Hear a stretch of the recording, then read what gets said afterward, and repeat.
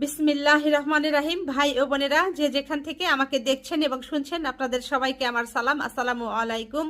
আশা করি আপনারা ভালো আছেন, আমিও ভালো আছি। UK property gossip by Tasmina YouTube চ্যানেলের পক্ষ থেকে জানাই শুভেচ্ছা। আজ জুন মাসের 14 তারিখ শনিবার 2025। এই মুহূর্তে লন্ডনের তাপমাত্রা আছে 22 ডিগ্রি সেলসিয়াস, তবে এটি অনুভব হচ্ছে 25 ডিগ্রি সেলসিয়াসের মতো।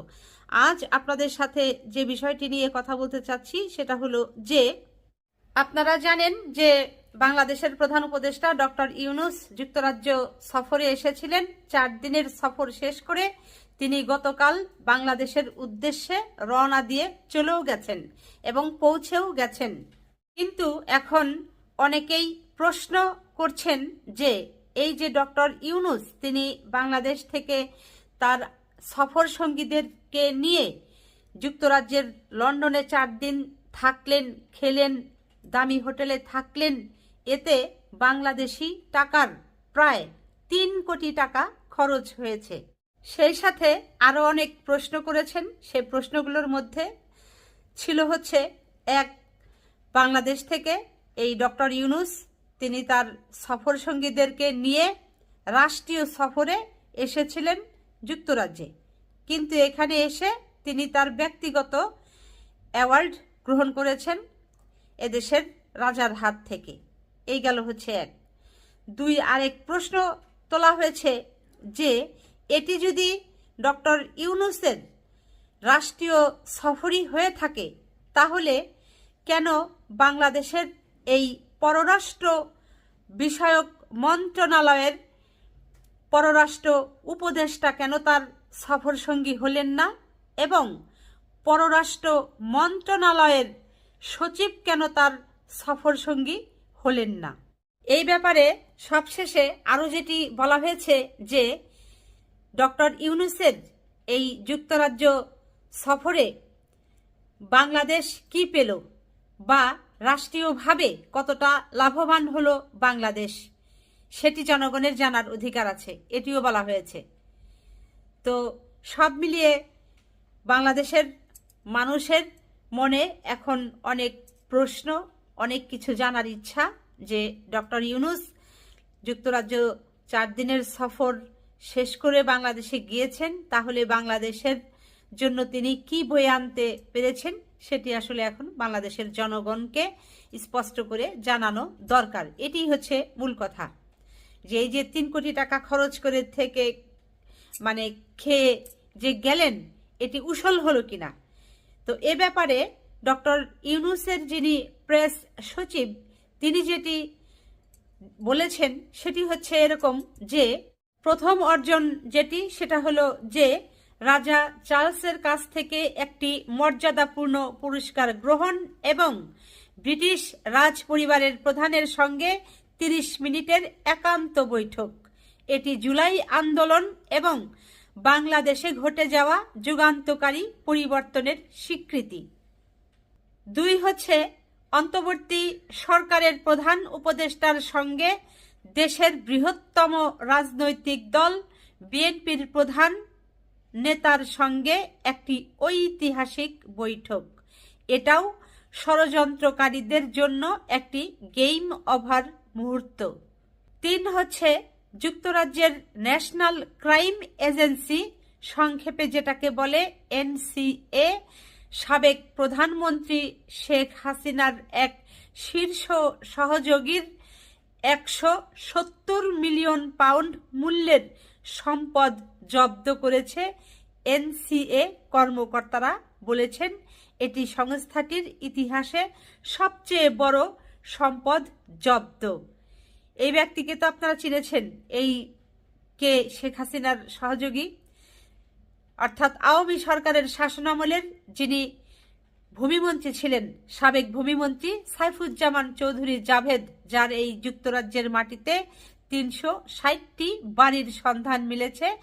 সেই বাড়িগুলোর কয়েকটি বাড়িকে এই যুক্তরাজ্য সরকার জব্দ করেছে, সেই খবরটাই নিশ্চিত করেছে এই দেশের যে ন্যাশনাল ক্রাইম এজেন্সি আছে সেই সংস্থার যারা কর্মকর্তা আছেন তারা বিষয়টি জানিয়েছেন।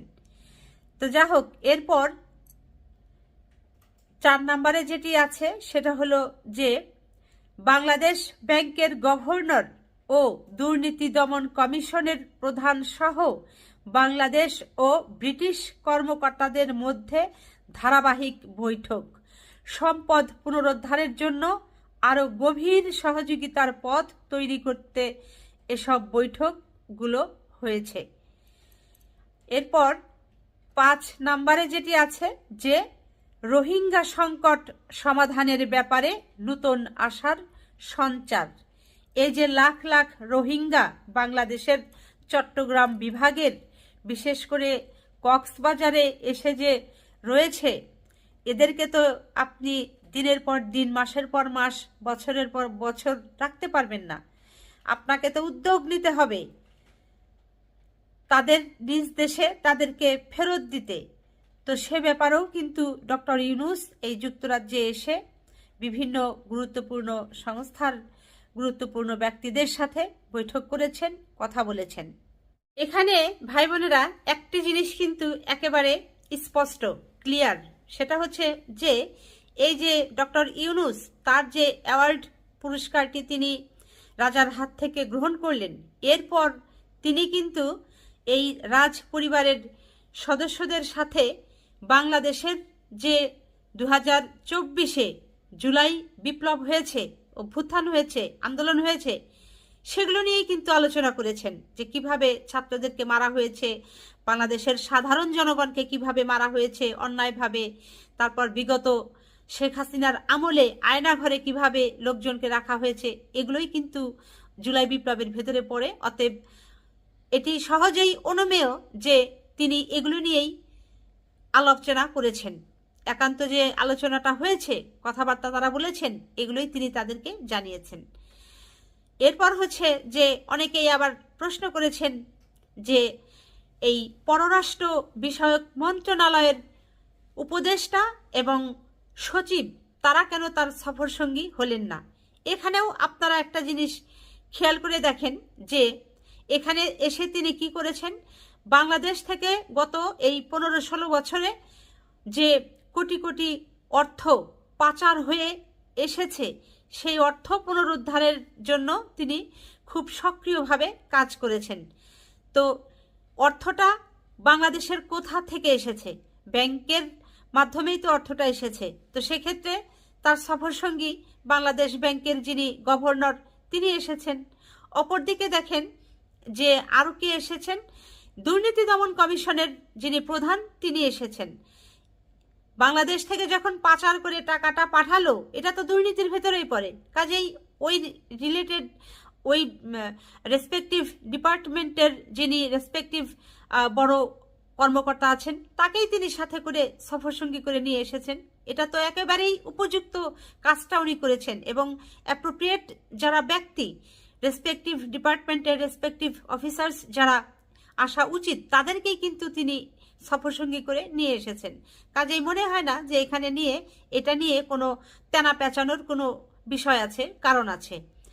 অপরদিকে আরও একটি বিষয় এখানে বলতে চাচ্ছি, সেটা হলো যে বিএনপির ভারপ্রাপ্ত চেয়ারম্যান জনাব তারেক রহমানের সাথে যে ডক্টর ইউনূস সাহেবের সাথে যে সাক্ষাৎ হয়েছে, এটির ফলে যেটি হয়েছে যে বাংলাদেশে যে বিএনপির লাখ লাখ কোটি কোটি সমর্থক আছেন, নেতাকর্মী যারা আছেন, তাদের মনে একটা শান্তি, স্বস্তি ফিরে এসেছে যে না, বর্তমানে যে অন্তর্বর্তী সরকারের প্রধান আছেন তিনি আসলে সকলের সাথে মিলে দেশের জন্য, দেশের মানুষের জন্য কাজ করে যাচ্ছেন।